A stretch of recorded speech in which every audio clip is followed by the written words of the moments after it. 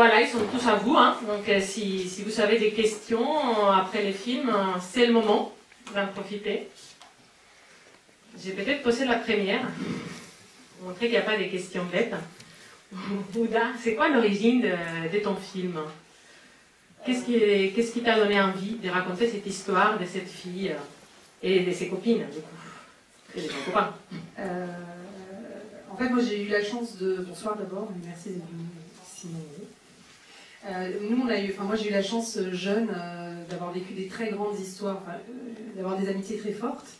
Et j'avais vraiment très envie de raconter une histoire d'amitié fusionnelle, absolue, avec le sens du sacrifice. Voilà. Donc c'est ça qui m'a animée au point de vue humain. Et après, il y a eu aussi une autre raison, plus politique peut-être, parce qu'en 2005, j'ai vécu les émeutes de l'intérieur et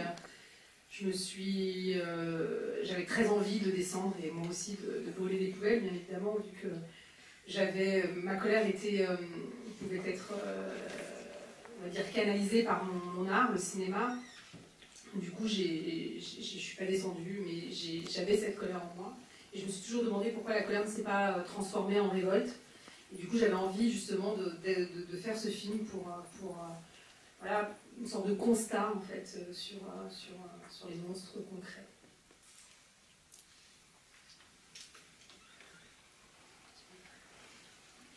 Est-ce qu'il y a une question parmi les publics déjà? Alors, on va préparer au Figo. Ah, voilà.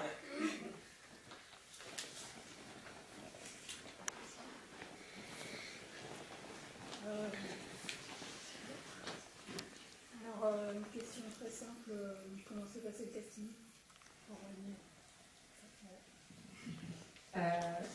alors le casting, je vais la laisser commencer. Ah oui, tu peux dire comment je t'ai recruté. Vous avez envie de les entendre, non? Oui. Voilà. Je pense qu'elles sont venues juste comme ça pour les feuilles. Bonsoir, merci. Comment elle m'a recruté? C'est ma grande sœur déjà. C'est du piston. Non, en fait, c'était bien plus compliqué que ça, bien sûr. En fait, à la base, c'est ma prof de théâtre depuis que j'ai l'âge de 12 ans. Il faut bien remettre les choses dans leur contexte. Elle m'a obligée à faire du théâtre parce qu'elle avait personne en fait dans ses cours. Donc là, j'étais sa petite sœur. Et par contre, quand elle a fait son casting, elle m'en a pas parlé en fait. Pas tout de suite. Enfin, elle a attendu que, voilà, je sais pas, que je l'entende de moi-même. Du coup, j'ai fait ma petite enquête. J'ai entendu que c'était plutôt une fille qui avait voilà, mon âge, voilà, mon profil. Donc voilà, je fouine, je regarde et arrive le moment du casting et je lui dis, je vais passer le casting. Elle me dit quoi? Je me dis, mais t'es pas du tout le personnage. Moi, j'ai besoin d'un bonhomme. Toi, t'es trop féminine. Non, ça sert à rien, perds pas ton temps. Je dis non, moi je dois avoir ma chance comme tout le monde, donc je passe le casting. Donc j'ai passé le casting, j'ai fait comme si je la connaissais pas, bonjour madame. Et voilà, au fil du temps, 9 mois passent de casting, et elle me dit que je suis prise, et voilà. C'est mon histoire. Ça a l'air de me passionner, en tout cas. Merci bien. Il y a un truc qu'elle a oublié de dire, c'est qu'en fait, pourquoi je ne l'ai pas prise?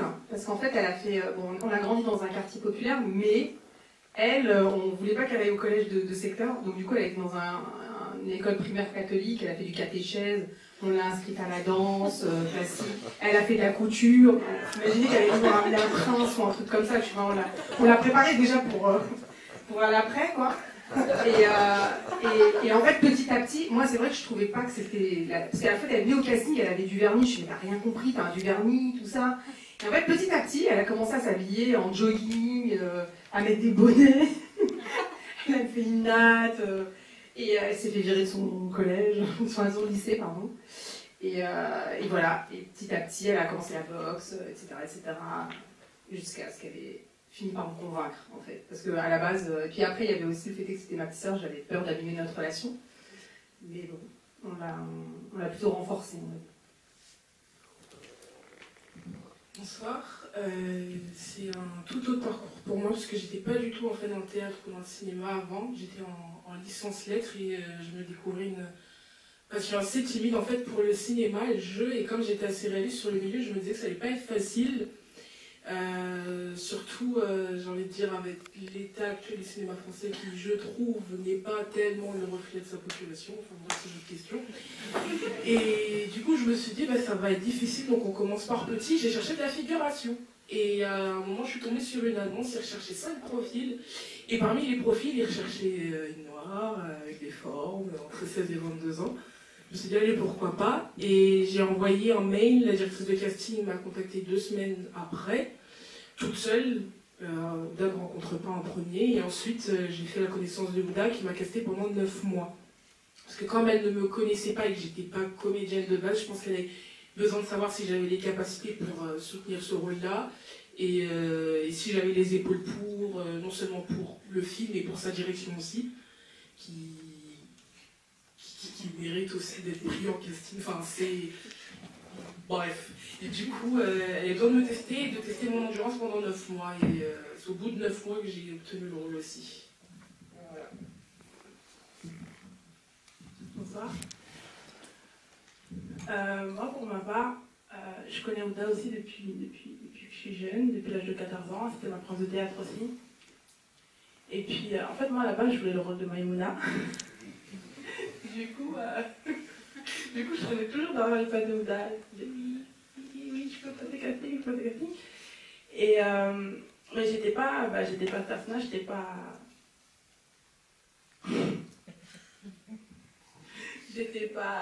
j'avais pas les formes de Déborah. Voilà. Et puis en fait, le personnage de Rebecca est inspiré par une nouvelle femme qui s'appelle Adila. Et au dernier, enfin, elle pouvait plus faire le casting parce que, enfin oui, du coup, c'est une vraie dealeuse avec les vrais problèmes de la drogue. Et puis, elle pouvait plus faire le rôle, quoi. Du coup, bah, Ida m'a donné ma chance et on a commencé à travailler. Puis voilà. Bonsoir.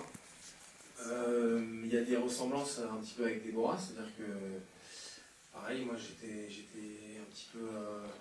là, je regardais beaucoup de films, j'aimais beaucoup le cinéma, mais jamais je me suis dit qu'un jour je jouerais dans un film. J'ai un parcours qui a été... J'ai bifurqué vers la danse et j'ai dansé pendant pas mal d'années. Puis un jour, le directeur de casting, Pierre-François Crancier, en fait, m'a contacté. D'ailleurs, je sais toujours pas comment il a pu voir quelque chose de moi, puisqu'il n'avait pas forcément vu de spectacle ou quoi que ce soit. Il m'a juste contacté par, il me semble, par Facebook. Voilà, il m'a envoyé un message en me disant, voilà, est-ce que ça t'intéressait peut-être de jouer dans un film et de rencontrer une réalisatrice qui cherche un profil d'acteur, danseur-acteur. Et du coup, j'ai été voir je me suis dit, pourquoi pas, essayons. Et puis ensuite, il m'a surtout présenté Ouda, et là, il y a une rencontre qui s'est faite directement, où j'ai senti une forte personnalité. Quoi. Je me souviens, elle m'avait un petit peu regardé dans les yeux, dévisagé, la tête aux pieds pour voir si je pourrais correspondre au personnage qu'elle voulait. Et du coup, après, on a travaillé longuement, on a fait plusieurs sessions, et puis elle m'a formé un petit peu sur le tard pour être prêt pour le film. Et puis, après, j'ai vite retrouvé des sensations qui avaient pas mal de similitudes entre un danseur et un acteur sur pas mal de points. Donc voilà, et après on a officialisé le truc, ils m'ont dit, et puis c'était parti, quoi. Puis après, surtout, j'avais aussi fait la rencontre de Jessica, Oulaya, Déborah, à travers pas mal de travail ensemble, quoi, de répétition et autres. Donc, voilà. Et on continue à travailler pendant plusieurs mois pour que ça soit là.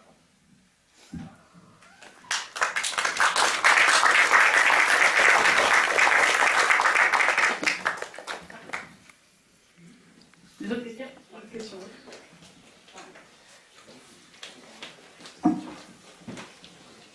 Bonjour. Niveau artistique, c'était quoi le point de départ du film? Je sais pas, en termes d'inspiration, en termes de la première idée que vous avez eue pour lancer le processus créatif de Divine. Et aussi, ça m'a trotté à la tête tout le film. Est-ce que les tatouages amour et haine sur les doigts du personnage de la dealeuse, ça vient du film de Spike Lee ou pas? Parce que ça m'a... Bref, voilà. Alors déjà, quand je fais un film, je ne parle pas d'un film. Je parle plus d'un sentiment d'injustice, de quelque chose que j'ai envie de raconter, et voilà, d'une nécessité. Et du coup, mes références, en tout cas cinématographiques, après, dans un second temps, le cinéma qui me nourrit est assez, c'est assez éclectique. Ça peut aller de Fassbinder à Pasolini, Spike Lee, en effet, Scorsese, Douglas Sirk, j'adore le mélo aussi. Enfin voilà, j'ai pas un type de cinéma, j'adore Eustache, Jean Renoir, Ettore Scola. Voilà, j'ai beaucoup voilà. J'aime en tout cas le cinéma d'ampleur, ça c'est sûr. Et sinon, par rapport au amour-haine, c'est plutôt La Nuit du chasseur en fait, que Spike Lee. Mais peut-être que Spike Lee l'a pris aussi de La Nuit du chasseur. Du coup, on se fait des petits clins d'œil tous les 20 ans. Pour pas oublier ce chef-d'œuvre absolu. Voilà.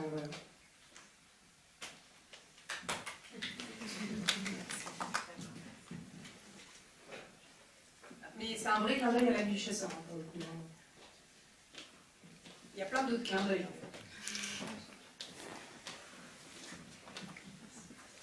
fait. Bonsoir. Ça serait d'abord une question pour Jessica, pour le rôle de la dieuse. Est-ce que, au niveau du travail du personnage, parce que de la réponse précédente, j'ai eu l'impression que c'est pas tellement la personnalité première qui a pu inspirer donc, le rôle de la dieuse. Donc, est-ce qu'il y a eu un vrai travail, peut-être probablement avec celle qui était censée avoir le rôle en premier, sur le rôle du film?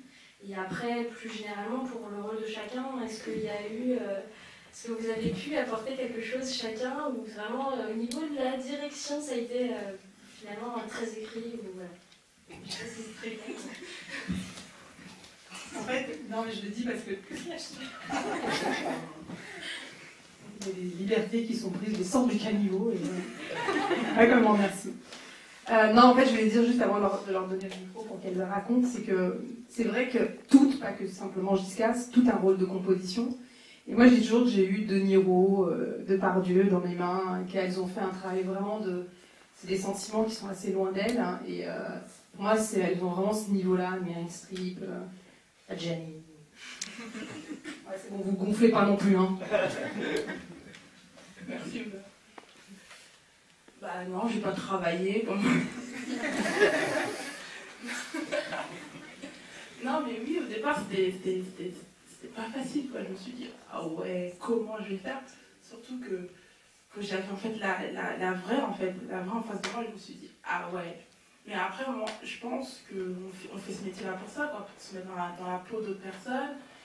Et puis ouais, c'était pas facile au début. Je me souviens avec Ouda, c'était très très très dur. Je rentrais, je me disais, oh non, limite, franchement, j'étais à ça de pleurer. Tu pleurais à de mentir? Non. Non, j'étais à ça de pleurer pendant la prépa. Attends. Pendant la prépa. Un jour, il y a mon petit frère qui est là, il monte, parce que on habite au 11e étage, il me fait, oh, j'ai trouvé Giscard en train de chialer, ce qui m'en va arrêter à regarder. Non, mais c'était pendant la prépa. Au tournage, je vous raconte même pas, c'était autre chose. Et puis, non, mais oui, on a travaillé avec Ouda, avec la maquilleuse, avec tout le monde. En fait, c'était vraiment une équipe. Surtout l'identification. Les films qu'Ouda, c'était avant. Je me souviens, on avait une liste.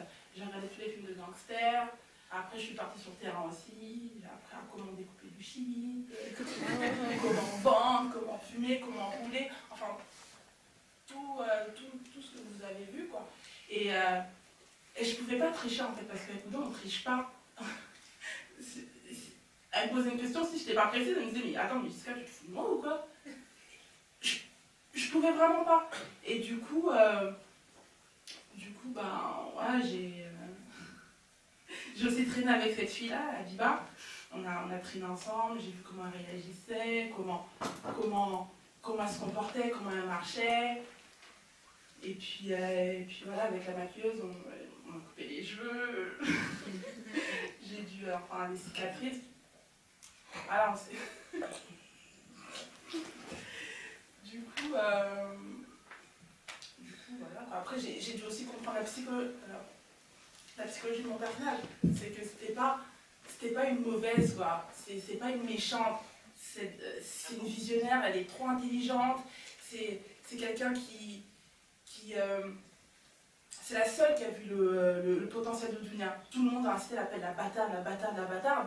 Alors que non, en fait, c'est la seule qui a eu le clito de venir chez moi, me toquer comme ça, de dire ouais, bah tiens, j'ai volé ton postier. Qui l'a fait? Personne. Et ça, en fait, il n'y a que Rebecca qui le voit. Et dès que j'ai compris tout ça, en fait, ça n'a pas été plus facile, mais ça a été plus. Comment dire? C'était plus fluide, en fait. Je me suis dit, ah ouais, mais en fait, cette meuf-là, faut pas que je la juge. Et je la jugeais vachement. Je me disais, ouais, non, c'est mauvais, elle vend du shit, elle fume, elle est méchante, elle tape, elle vole. Et bah, pas du tout.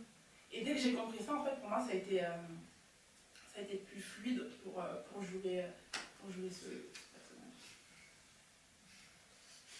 Ok, merci.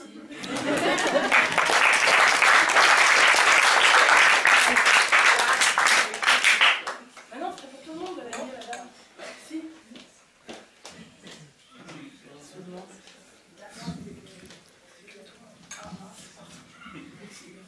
Bonsoir. Je reviens sur vraiment